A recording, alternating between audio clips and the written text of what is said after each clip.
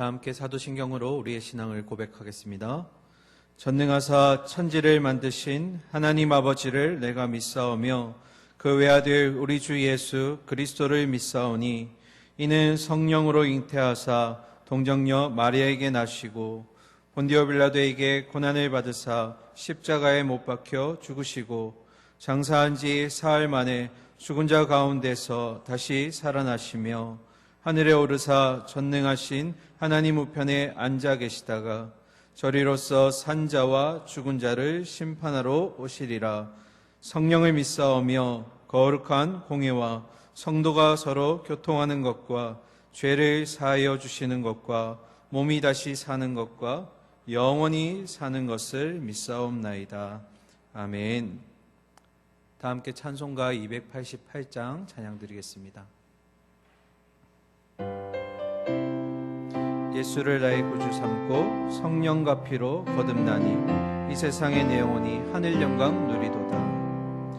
이 예수를 나의 구주 삼고 성령과 피로써 거듭나니 이 세상에서 내 영혼이 하늘의 영광 누리도다. 이것이 나의 간증이요 이것이 나의 찬송일세. 나 사는 동안 끊임없이 구주를 찬송하리로다.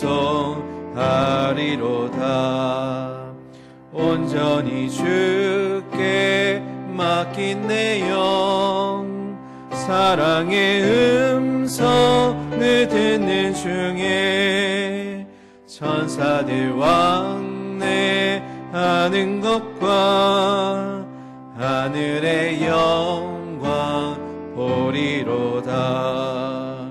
이것이 나의 간증이요 이것이 나의 찬송일세.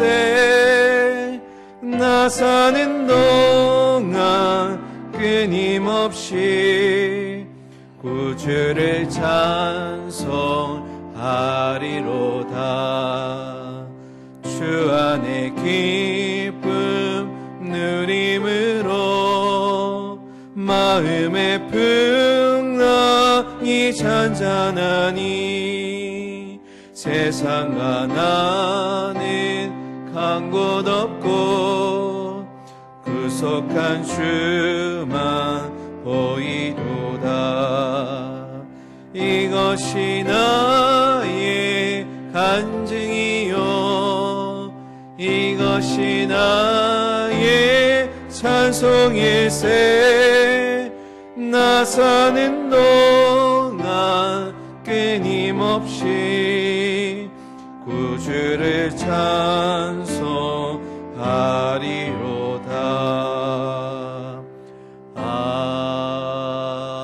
아멘. 이 시간 교회 소식 전해드리겠습니다. 사회적 거리두기 방침을 따르고 있습니다. 오실 때 그리고 예배 드리실 때 마스크를 꼭 착용해 주시기 바랍니다. 지난주에 이어서 이번 주에도 학습 세례 교육이 계속됩니다. 학습은 본관 3층이고요. 그리고 세례는 교육관 3층입니다. 지난번에 빠지신 분들 꼭 이번 주에는 참석해 주시기 바랍니다. 오늘 주시는 하나님 말씀 함께 보도록 하겠습니다. 오늘 말씀은 구약성경 호세아서 9장 1절부터 9절까지 말씀입니다. 구약성경 1263면에 있습니다. 호세아서 9장 1절부터 9절까지 최후의 보르라 교회라는 제목으로 여러분과 함께 말씀 나누도록 하겠습니다. 함께 교독하도록 하겠습니다. 1절 제가 먼저 읽겠습니다. 이스라엘아 너는 이방 사람처럼 기뻐 뛰놀지 말라. 내가 음행하여 내 하나님을 떠나고 각 타작마당에서 음행의 값을 좋아하였느니라. 타작마당이나 술틀이 그들을 기르지 못할 것이며 새 포도주도 떨어질 것이요 그들은 여호와의 땅에 거주하지 못하며 에브라임은 애굽으로 다시 가고 아수르에서 더러운 것을 먹을 것이니라. 그들은 여호와께 포도주를 부어 드리지 못하며 여호와께서 기뻐하시는 바도 되지 못할 것이라. 그들의 재물은 애국하는 자의 떡과 같아서 그것을 먹는 자는 더러워지나니 그들의 떡은 자기의 먹기에만 소용될 뿐이라.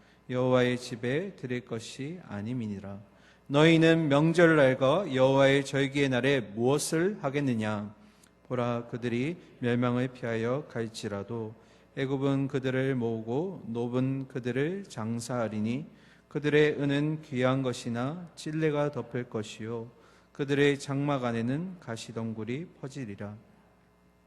형벌의 날이 이르렀고 보응의 날이 온 것을 이스라엘이 알지라. 선지자가 어리석었고 신에 감동하는 자가 미쳤나니 이는 내 죄악이 많고 내 원한이 크민이라. 에브라임은 나의 하나님과 함께한 파수꾼이며 선지자는 모든 길에 친 새 잡는 자의 그물과 같고 그의 하나님의 전에는 원한이 있도다. 다 함께 그들은 기브아의 시대와 같이 심히 부패한 자라. 여호와께서 그 악을 기억하시고 그 죄를 벌하시리라. 아멘. 세상에서 가장 가난한 사람은 누구일까요? 한번 마음속에 한번 대답해 보실까요? 세상에서 가장 가난한 사람은 누구일까요? 물질이 부족한 사람일까요?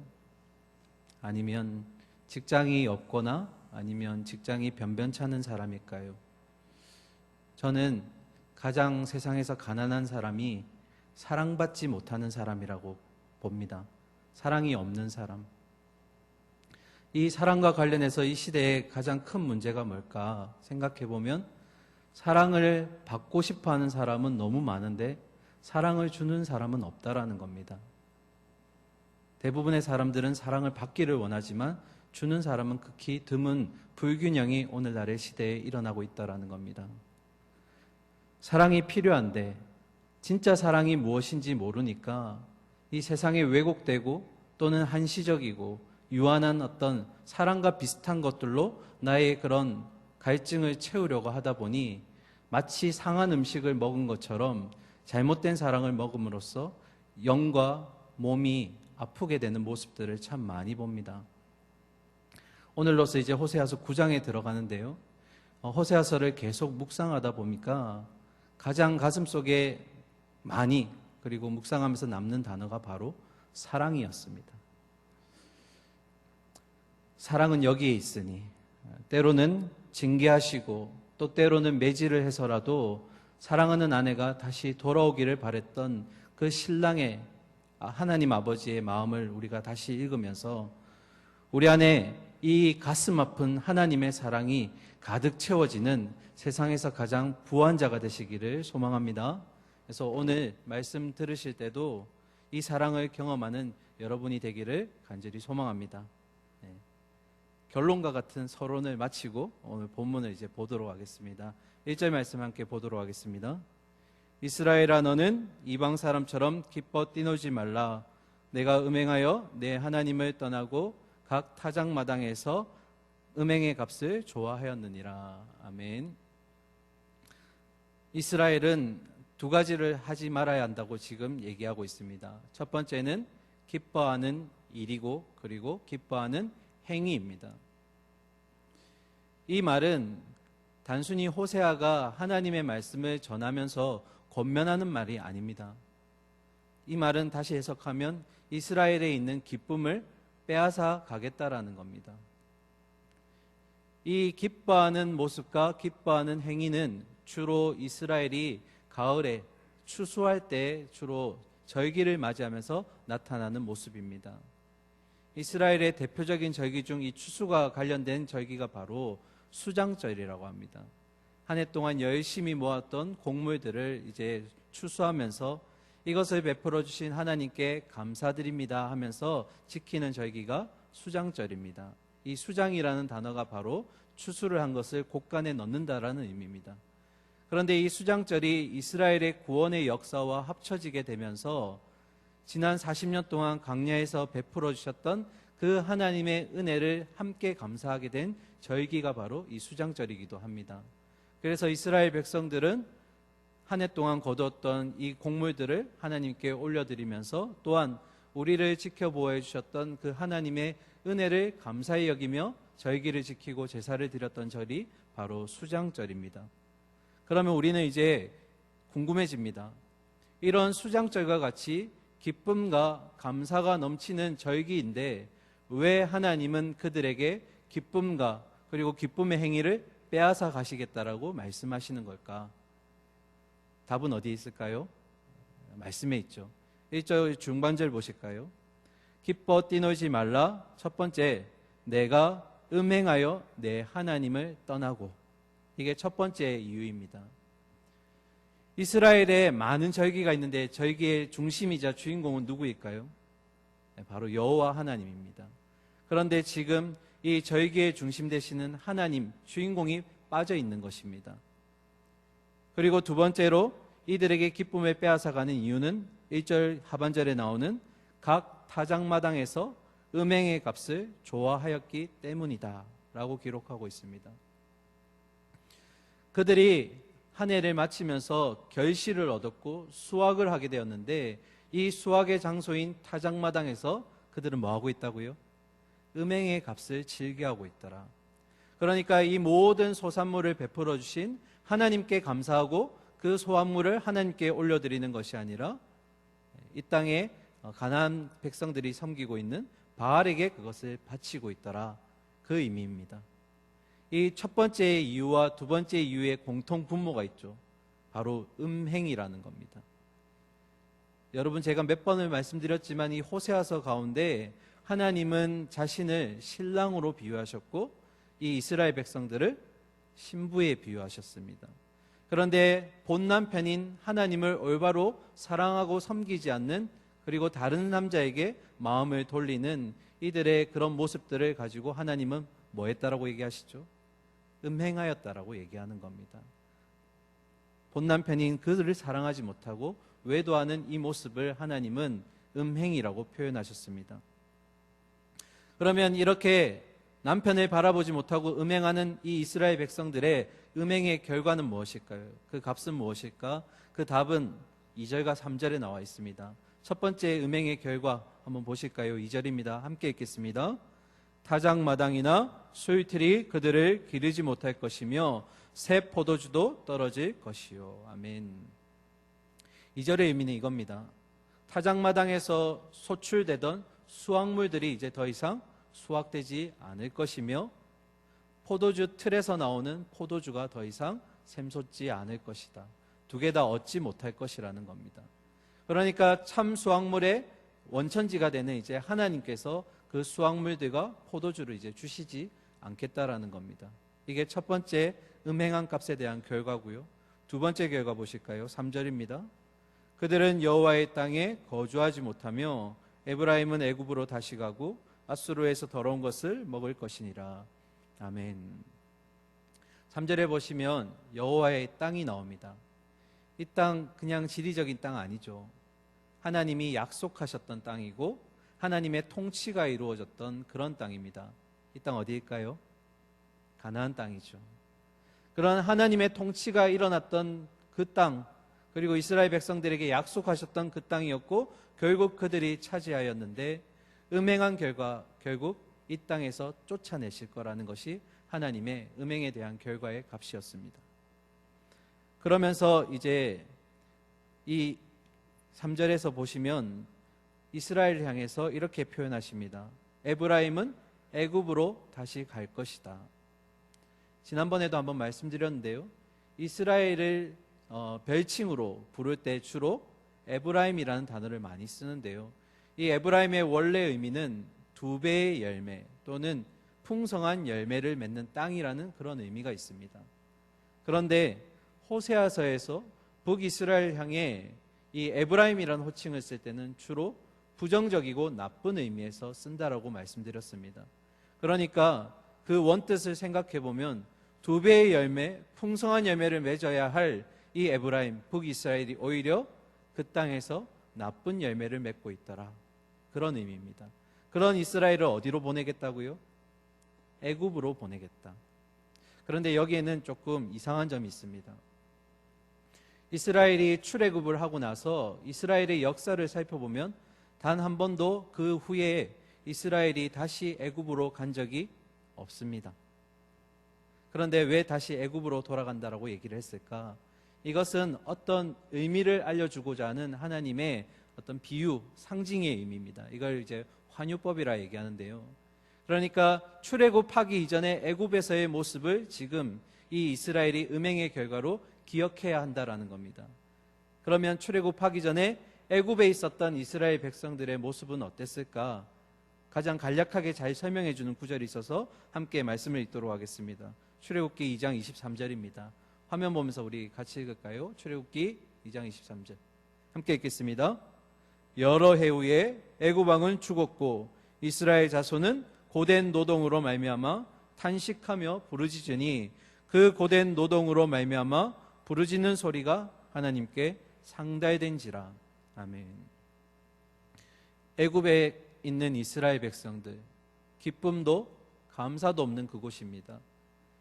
고된 노동으로 인해서 탄식의 소리만 울려 퍼지는 그곳, 그 고된 노동에 대한 탄식의 소리가 하나님께 상달될 정도로 그들은 고통 가운데 있었습니다. 그러니까 어떤 의미입니까? 애굽으로 간다라는 이 의미는 그때 애굽에서 겪었던 그 고통을 음행의 결과로 지금 값을 치르게 될 것이라는 겁니다.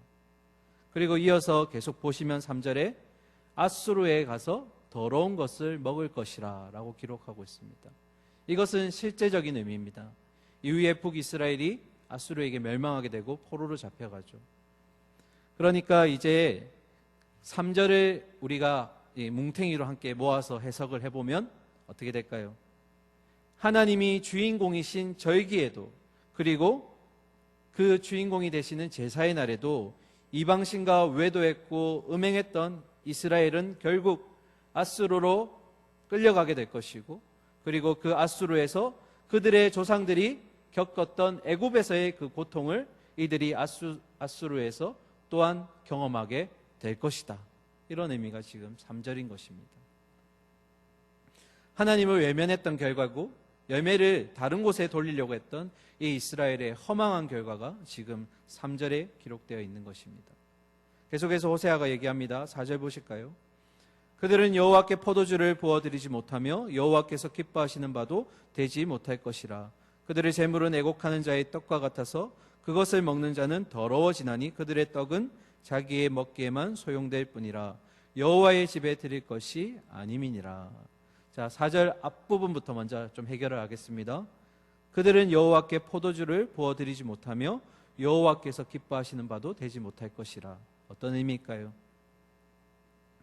이제 너희가 그런 음행의 값의 결과로 아수르의 포로로 잡혀가게 되면 더 이상 너희는 하나님을 향한 제사도 절기도 지키지 못하게 될 것이라는 그런 의미입니다.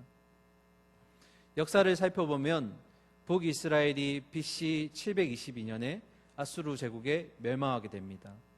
그리고 약 136년이 지나고 나서 BC 586년 정도에 그나마 남아있었던 남유다도 결국 바벨론 제국에 멸망하게 됩니다. 그리고 이 남유다가 멸망한 뒤 70년이란 세월 동안을 이스라엘은 바벨론의 포로로 지내게 됩니다. 북이스라엘이 멸망할 기점으로부터 바벨론 포로기까지 합치게 되면 무려 200년이라는 시간을 이들은 나라를 잃은 채 그런 음행의 값에 대한 결과를 지불하게 됩니다. 그래서 이런 어려움에 대해서 스가랴는 이렇게 얘기합니다. 1장 12절에 여호와의 천사가 대답하여 이르되 만군의 여호와여, 여호와께서 언제까지 예루살렘과 유다 성읍들을 불쌍히 여기지 아니하시려나이까.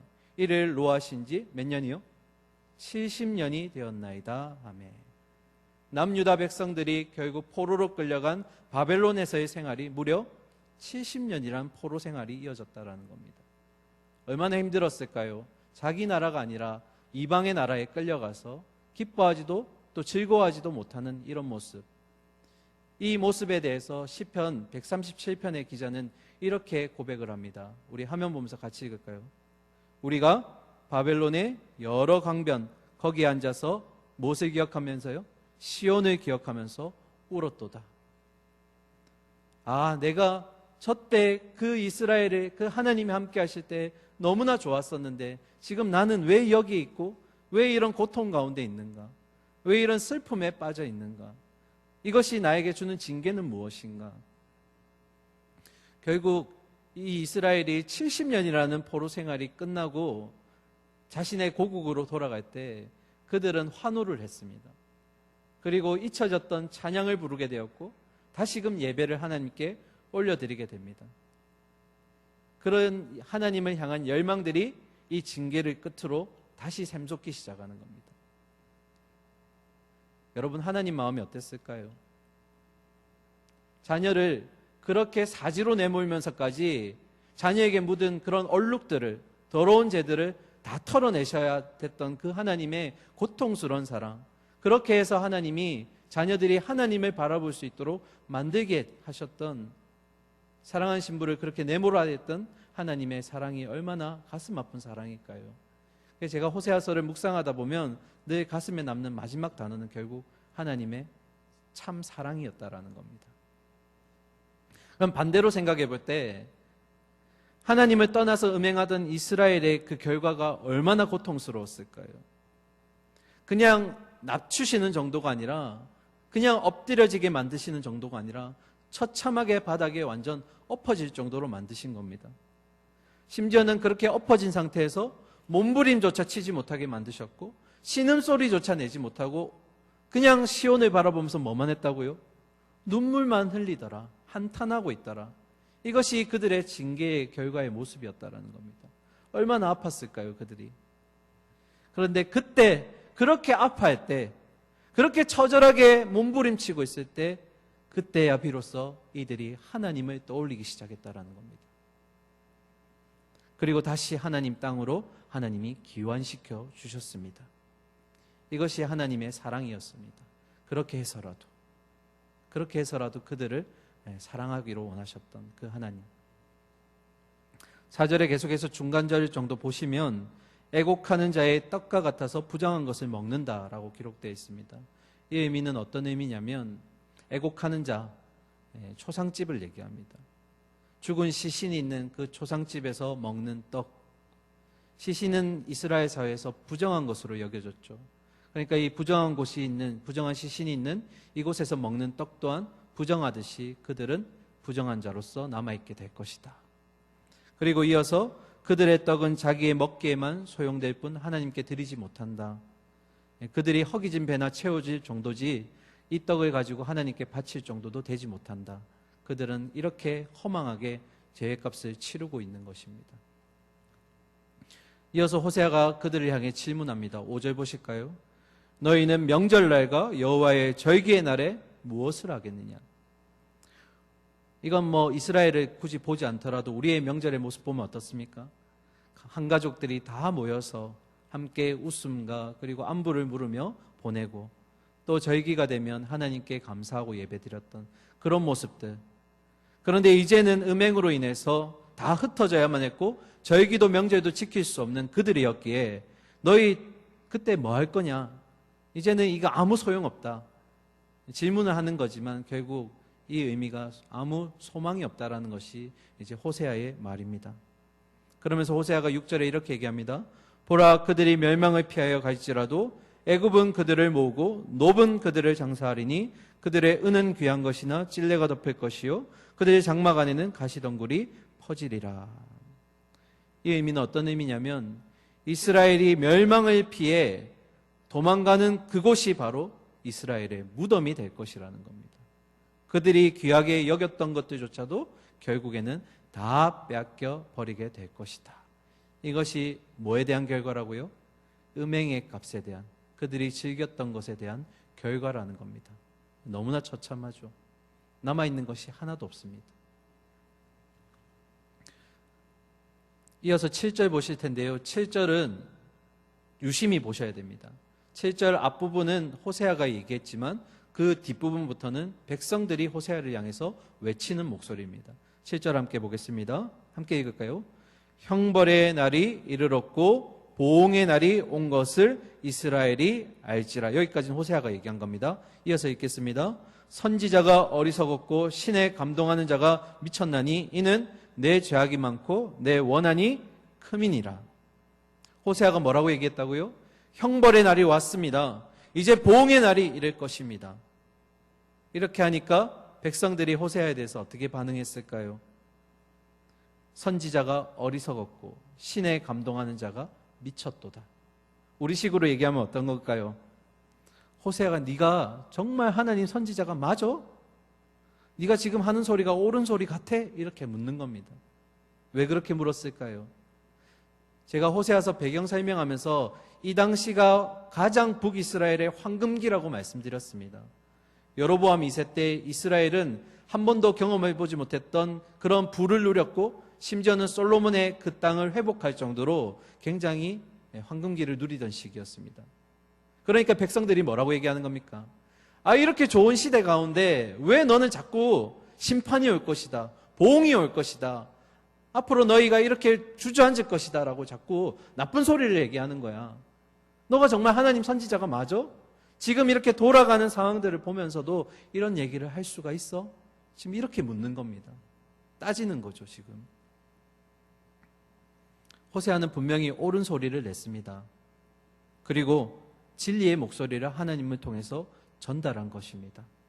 그런데 세상이, 그 이스라엘이 그것을 외면하였습니다. 저는 이 모습이 맞다고 생각합니다.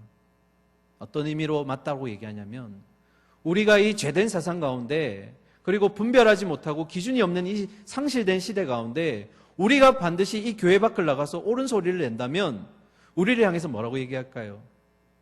너가 미쳤다. 너 지금 무슨 소리 하는 거냐? 세상 사람들이 이렇게 얘기하지 않을까요? 지금 예배가 끝나고 우리가 다 같이 전도하러 나갔습니다.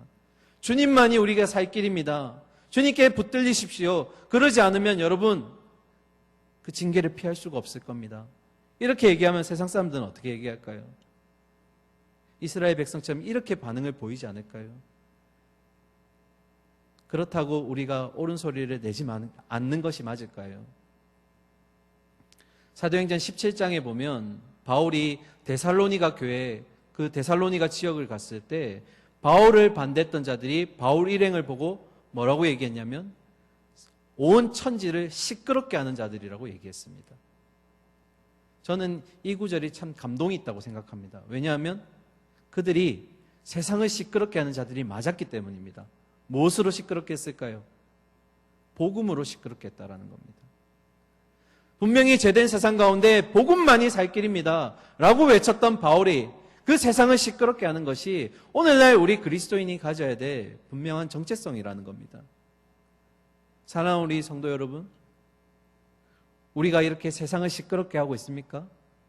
그것도 복음으로 말미암아 세상에 그렇게 옳은 소리를 낼 줄 알고 그로 인한 핍박에 대해서도 감당할 수 있는 그런 마음이 있으십니까? 우리는 분명히 세상을 향해 부름받았고 세상에서 복음으로 천지를 시끄럽게 하는 자들로 부름받은 줄 믿습니다. 아멘이시죠? 오늘따라 뭔가 힘이 없어 보이시는데 우리가 우리의 삶의 현장에서 복음으로 우리 주변을 시끄럽게 할 수 있어야 됩니다.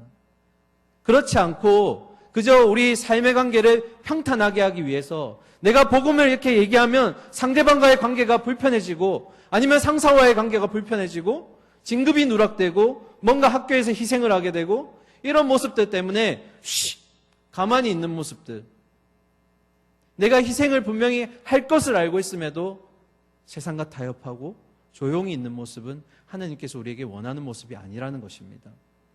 하나님이 복음을 주실 때 우리에게 기쁜 소식으로 주셨습니다. 그 기쁜 소식이 우리에게 감동으로 임하기 때문에 우리는 이것을 전하지 않고는 참을 수가 없는 것입니다. 그런데 왜 세상을 향해서 우리는 쉿 하고 있을까요?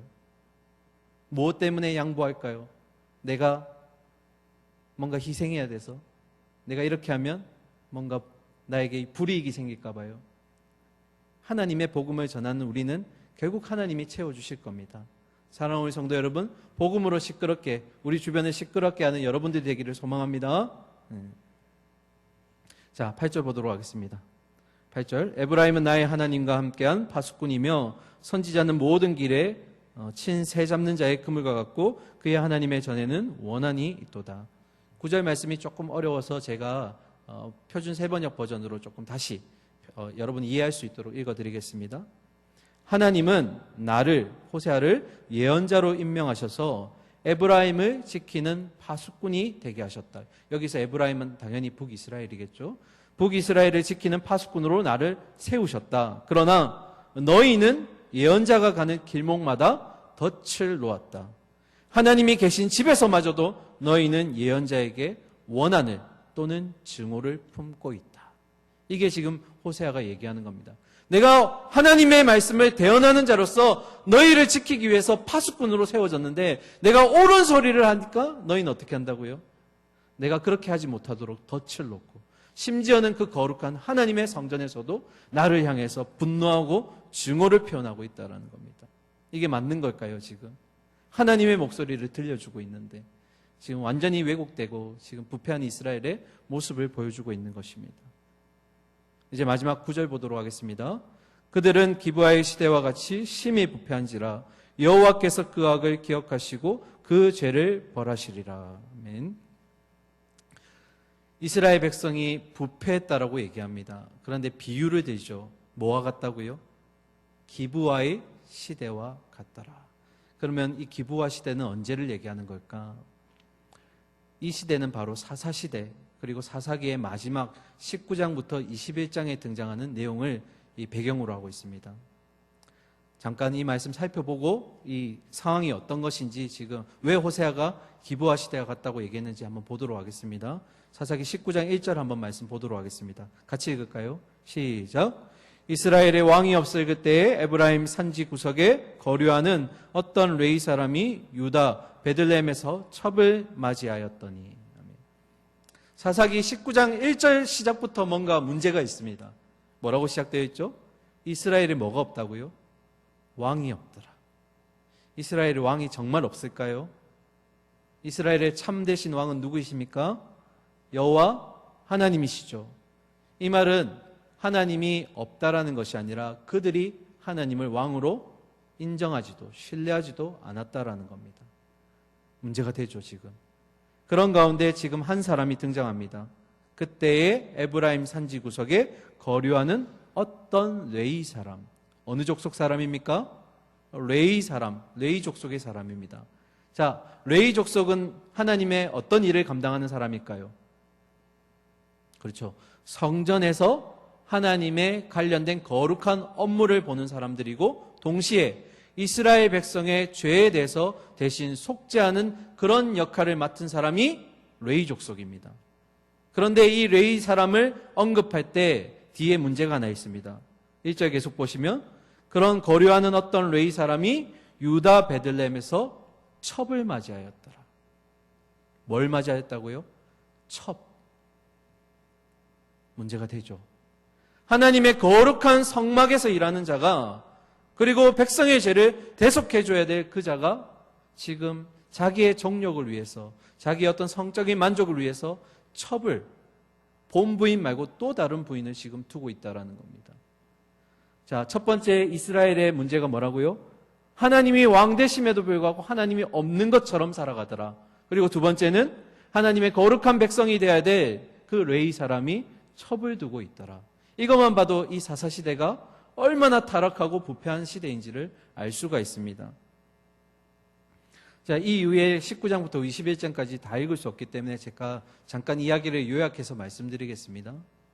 이 레위 사람이 첩을 맞아들였는데 첩이 이 레위 사람 남편에 만족하지 못하고 또 다른 남자와 음행을 하게 됩니다. 그리고 아버지의 집으로 도망가게 됩니다. 그래서 레위 사람이 아내를 찾기 위해서, 첩을 찾기 위해서 그 아버지 집으로 갑니다. 그리고 5일이 지나서 거기서 다시 원래 자기가 있던 이 에브라임 이곳으로 이제 아내를 데리고 돌아오려고 합니다. 그런데 해가 저물게 되고 갈 곳이 없게 되자 기브아라는 지역에 그들이 도착하게 됩니다. 이때 이스라엘 백성 중에 아무도 맞이하는 사람이 없는데 딱 한 사람, 노인이 등장해서 자기 집에 머물 것을 부탁합니다. 그래서 머물게 되는데 이때 이 기브아 지역에 있었던 불량배들이 이 집에 찾아와서 문을 두들기며 오늘 너희 집에 찾아온 그 손님을 우리에게 넘겨달라. 뭐 하겠다는 겁니까? 그들과 같이 음행하겠다라는 겁니다. 성적인 어떤 그런 음란함을 겨루겠다라는 겁니다. 그런데 더 나쁜 것은 뭐냐면, 당연히 나쁜 거겠지만 여자와가 아니고 이 레위 사람을 달라는 것입니다. 동성애가 지금 일어나고 있다는 겁니다. 이때 레위 사람이 어떻게 했을까요? 자기가 나가지 않고 자기의 첩을 내쫓습니다. 그들에게 첩을 맡기게 됩니다.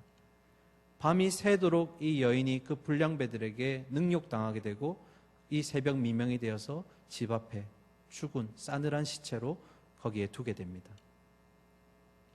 아침이 되어서 문을 여니까 여인이 죽어 있죠. 그러자 이 레위 사람이 이 여인을 업고 집으로 가게 됩니다. 여기까지만 해도 굉장히 문제죠. 엄청난 문제입니다. 이런 범죄가 어디 있을까요? 그런데 여기서부터 더 설상가상이 일어납니다. 이 레위 사람이 어떻게 했을까요? 오늘날로 말하면 12토막 살인사건. 이 자기의 첩을 12덩이를 내어서 모든 이스라엘 지역에 다 보내버립니다. 그리고 나서 이스라엘에는 내전이 일어나게 됩니다. 우리 마지막 구절 사사기 19장 30절 이 사건에 대해서 사사기 기자가 뭐라고 기록했는지 한번 보도록 하겠습니다. 사사기 19장 30절입니다. 그것을 보는 자가 다 이르되 이스라엘 자손이 애굽 땅에서 올라온 날부터 오늘까지 이런 일은 일어나지도 아니하였고 보지도 못하였도다. 이 일을 생각하고 상의한 후에 말하자 아니라. 이 일이 뭐라고요? 보지도 못했고 듣지도 못했다. 어떻게 이런 처참한 일이 우리 하나님의 백성 이스라엘 가운데 일어날 수 있을까? 이런 문제가 있었던 시대가 바로 사사시대요. 바로 기브아가 있었던 그 시대입니다. 자, 본문으로 돌아와서 이제 호세아가 어떤 얘기를 하시는지 좀 느낌이 오시나요? 지금 이스라엘 백성들이 그렇게 문제 삼고 부패가 되어 있는 상황이 이 정도라는 겁니다. 이 정도로 이스라엘 백성들이 지금 속이 골마 있더라. 이것이 지금 호세아가 얘기하고 싶었던 겁니다. 자, 그러면 마지막 질문 드릴게요. 이 사건까지 다 보셨는데요. 무엇이 문제일까요? 이 사사시대 때 방금 레위 관련된 얘기를 다 들려드렸는데 무엇이 문제일까요? 어디서부터 잘못된 걸까요? 이 모든 사건의 교집합인 인물이 누굴까요? 레위 사람입니다. 첩을 맞이한 것도 누구였죠? 레인이었습니다. 그리고 그 노인의 집에서 그 불량부들에게 내주었던 사람 누굽니까? 첩을 내주었던 사람 레인입니다. 그리고 마지막에 정말 상식적으로 이해할 수 없는 그런 12토막 사건, 그 살인사건을 낸 사람 누굽니까? 레인입니다. 이 사람에게는 하나님이 주신 원칙도 없었고 원리도 적용되지 않는 그런 모습이었습니다.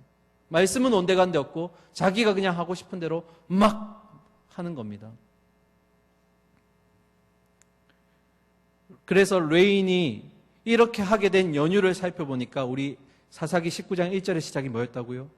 그때에 하나님이 없을 때였다. 이스라엘 왕이 없을 때더라. 그러니까 마지막에 이 사사기 마지막에 보시면 결정적으로 사사기 기자가 얘기하기를 그때의 왕이 없으므로 자기의 소견에 옳은 대로 그렇게 행하였더라. 이것이 지금 시간이 많이 지난 뒤에도 북이스라엘의 문제가 되었다는 겁니다. 호세아는 이런 기준도 없고 그리고 원리나 원칙도 적용되지 않는 기브아의 모습이 지금 우리의 모습과 똑같다라고 얘기하는 겁니다. 자, 그러면 이 9장 1절부터 9절까지의 말씀이 우리에게 뭘 얘기하고자 하는 걸까요? 우리에게 도대체 어떤 메시지를 주고자 하는 걸까? 첫 번째, 두 가지로 살펴보았습니다. 첫 번째, 함께 읽어보실까요? 오직 예수님을 통해서만 진정한 기쁨을 누릴 수 있습니다. 아멘. 이 호세아서 9장 1절의 시작이 뭐였죠? 그들이 한 해 농사를 정말 잘 지었고 그리고 마감하는 이 시점에서 기뻐해야 되는 제사, 절기인데 기뻐하지 않더라. 기쁨을 뺏어가겠다라고 지금 얘기했습니다. 왜 그랬을까요? 그들의 음행이 있었기 때문에 그 음행의 값에 대한 결과가 기쁨을 빼앗아 가도록 만들었다라는 겁니다. 요한복음 2장에 보면 예수님이 이 땅 가운데 오셔서 가장 먼저 베푸신 이적이 기록되어 있습니다. 그것은 바로 가나의 결혼잔치, 혼인잔치였습니다. 이 혼인잔치 때 그 기쁨과 흥을 돋워줘야 될 그 재료가 하나 있는데 그게 뭘까요? 포도주죠. 그런데 그 포도주가 딱 떨어지니까 기쁨이 빼앗아 간 겁니다. 기쁨이 사라진 겁니다. 그때 예수님이 어떻게 하셨죠? 물을 가지고 오게 하셨고 물을 포도주로 바꿔주셨습니다. 끊어졌던 기쁨을, 중지되었던 기쁨을 다시 누가 회복시켜 주셨나요? 예수님이 회복시켜 주신 겁니다. 이것이 예수님이 이 땅에 오셨던 이유를 설명해 주는 예표가 되는 사건입니다. 오늘 그 예수 그리스도의 피값으로 주고 사신 교회 안에서 바로 이런 중단된 기쁨이 회복돼야 될 줄 믿습니다. 진정한 기쁨은 누가 주신다고요? 오직 예수 그리스도만이 우리에게 기쁨이 되어 주실 수 있다라는 겁니다. 그래서 교회 안에서는 여러 가지 많은 중요한 것들이 많겠지만 너무 딱딱해져서는 안 됩니다. 하나님이 주시는 기쁨과 그런 감사가 넘치는 것이 교회여야 됩니다. 다른 곳에서 받으려고 하지 마시고 오직 예배 가운데 말씀을 통해서 우리가 하나님이 주시는 기쁨과 즐거움을 맛보시기를 소망합니다. 이어서 두 번째입니다. 두 번째 같이 따라 하실까요? 이 땅의 절대적 기준이자 절대적 가치는 뭐라고요? 오직 말씀. 이 땅의 절대적 기준이고 절대적 가치는 바로 말씀밖에 없다라는 겁니다. 레인이 그렇게 할 수밖에 없었던 이유, 그 근본 원인, 그리고 호세아 시대 때 북이스라엘이 그렇게 나락으로 떨어졌던 이유는 바로 말씀이 없었기 때문입니다. 기준이 없었기 때문입니다. 하나님이 주시는 절대적인 기준이 있었는데 그것을 따라가지 않았고 각자의 지식에 따라서 각자의 경험에 따라서 그렇게 판단하고 그렇게 행동한 결과였고 그 결과는 처참하게 마무리되었습니다. 그래서 호세아는 그것을 보고 마치 기브아의 시대와 같더라. 사랑하는 우리 성도님들, 오늘날 우리의 시대가 어떤 시대냐고 묻는다면 저는 참 슬프게도 오늘날도 기브아의 시대와 같다라고 얘기할 겁니다. 기준도 없고 그리고 분별하지도 못하고 그렇게 기브아 시대처럼 정말 내적으로 골마 있는 모습이 오늘 우리의 모습이라고 생각합니다. 그런데 우리를 더 가슴 아프게 하는 건 뭘까요? 그렇게 기준 없고 기브아 시대같이 부패되어 있는 삶 가운데 유일하게 기준이 되어줘야 되고 최후의 보루가 되어줘야 될 교회마저도 그렇게 기준을 삼지 못하고 있다는 겁니다. 세상 가운데 교회가 서야 되는데 오히려 교회 안에 세상이 들어와 버렸습니다. 교회가 마지막 최후의 보루, 전쟁에서 마지막 여기는 뺏기면 안 돼, 이것만은 기준이 되어야 돼 하는 교회가 지금 흔들리고 있습니다. 왜 흔들릴까요? 기준되는 말씀이 없으니까 사람의 뜻이 막 난무하는 겁니다. 하나님의 뜻을 모르니까 사람의 뜻 막 이렇게 움직이는 겁니다. 사랑하는 성도님들, 오늘날 교회는 오직 말씀을 통해서 기초와 원리가 세워지고 하나님의 뜻을 구하는 공동체가 되어야 될 줄 믿습니다. 우리가 교회 안에서 참 회의를 많이 하죠. 모임도 참 많이 합니다. 예배는 당연한 거고요. 그럴 때 우리가 진짜로 구해야 될 것은 하나님의 뜻입니다. 사람의 뜻이 아니라 하나님의 뜻이 교회 가운데 세워져야 됩니다. 교회는 하나님에 의해서 이끌려져 가야 됩니다. 그런데 하나님의 뜻을 모르고 그것에 관심이 없으니까 자꾸 우리의 생각과 우리의 경험들로 자꾸 담게 되더라는 겁니다. 교회는 사람에 의해서 이끌어져 가는 게 아닙니다. 이러면 안 될 것 같은데, 이러면 절대 안 될 것 같은데, 그런데 하나님이 하시면 됩니다. 그렇게 상식 밖의 은혜들이 교회를 이끌어가는 줄 믿습니다. 우리가 늘 회의하고 예배하고 모임하는 가운데 구해야 될 것은 뭐라고요? 하나님의 뜻. 그 뜻이 우리 교회를 이끌어갈 줄 믿습니다. 말씀을 마무리하겠습니다. 이 기준이 없고 분별력이 없는 이런 혼란한 시대 가운데 교회가 바로 기준이 되어야 됩니다. 그리고 교회가 뺏겨서는 안 되는 최후의 보루가 되어야 될 줄 믿습니다. 그럴 때 교회 안에 참 기쁨이 그리고 평안이 감사가 있을 줄 믿습니다. 저는 우리 동부교회가 끝까지 말씀의 기초의 원리를 붙들고 그 기준을 붙드는 가운데 그런 하나님의 뜻을 구하는 그런 동부교회가 되기를 간절히 소망하고 축원합니다. 이를 위해서 우리 성도님들 말씀을 굳게 부여잡으시고 또 그 가운데 하나님이 주시는 참 사랑과 기쁨을 경험하시기를 간절히 소망하고 축원합니다. 함께 기도하겠습니다. 사랑과 공의 하나님 아버지, 오늘도 말씀으로 우리를 찾아와 주심에 감사드립니다. 하나님, 이 분별 없는 세대 가운데 기준도 없고 하나님 이 문란한 세대 가운데 그럼에도 불구하고 교회는 하나님이 주신 말씀을 기준으로 삼아 최후의 보루로서 지켜내야 될 줄 믿습니다. 하나님, 그 교회의 지체들로서 우리 성도들이 하나님의 움직이는 교회가 되어서 하나님의 기준대로 살아갈 수 있도록 순종할 수 있도록 하나님 마음과 하나님 그런 뜻을 더하여 주시옵소서. 하나님 아버지, 우리가 참 외적인 어려움과 내적인 힘든 가운데서도 하나님께 기뻐하고 감사할 수 있기를 원합니다. 하나님이 주시는 참 사랑을 경험하기를 소망합니다. 부디 세상 가운데서 사랑처럼 보이고 기쁨처럼 보이는 것으로 대체하지 않게 하시고 그런 것들로 인해서 더 허기지고 갈증을 느끼지 않기를 소망합니다. 오직 교회 안에서 하나님이 주시는 그 참 기쁨과 참 사랑을 경험하면서 내가 사랑받기에 의해 태어난 사람, 내가 얼마나 소중한 사람인지를 다시 한번 깨닫게 되는 귀한 시간 되게 하여 주시옵소서. 하나님, 남은 3일 동안 또 하나님과 동행하겠습니다. 그 동행할 때에 주시는 그 하나님의 은혜가 나를 통해서 또 세상 가운데 흘러갈 수 있기를 소망합니다. 우리 성도님들 용기를 내어서 이 세상 가운데 천하를 복음으로 시끄럽게 할 수 있는 자들, 이 땅 가운데 복음의 기쁜 소식을 전할 수 있는 그런 놀라운 담대함을 허락하여 주시옵소서. 하나님, 그로 인한 희생과 어려움들은 주님께서 하나님 채워주실 줄 믿습니다. 내 생각과 내 뜻으로 복음을 가리지 않게 하시고 내 주변에 복음이 흘러갈 수 있도록 주님 붙들어 주시고 지혜와 용기를 허락하여 주시옵소서. 살아계신 예수 그리스도 이름으로 감사드리며 기도드립니다. 아멘.